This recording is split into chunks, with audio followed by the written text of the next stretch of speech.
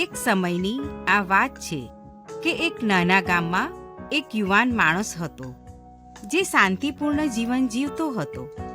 તેની પાસે જે કંઈ હતું તેનાથી સંતુષ્ટ હતો અને જીવન પ્રત્યે આશાવાદી દ્રષ્ટિકોણ ધરાવતો હતો. એક દિવસે તેણે મોટા શહેર વિશે સાંભળ્યું અને વધુ સુખની શોધમાં અને ત્યાં તેને વધુ પૈસા અને આનંદ મળશે એવું વિચારીને ત્યાં ગયો. ત્યાં વધુ પૈસા કમાયો, પાર્ટીઓની મજા માણી.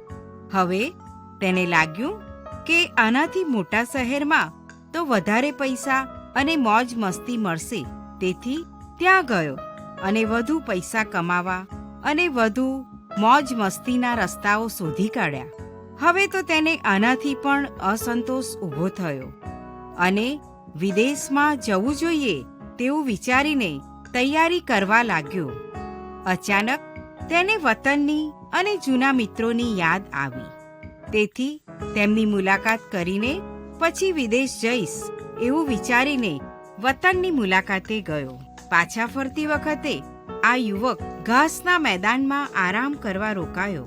તેની નજર જમીનની તિરાડમાંથી ઉગી નીકળતા એક નાના ફૂલ પર પડી.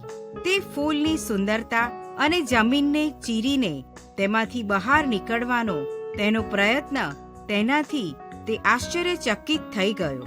યુવાનને અચાનક સમજાયું કે ખુશી એ કોઈ વસ્તુ નથી જે કોઈ મોટા શહેર કે અન્ય કોઈ જગ્યાએથી મળી શકે.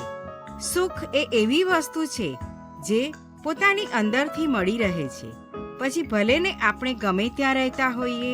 હા મિત્રો, આપણી પાસે જે છે તેનાથી સંતુષ્ટ રહીશું તો ચોક્કસ સાચી ખુશી પ્રાપ્ત કરી શકીશું.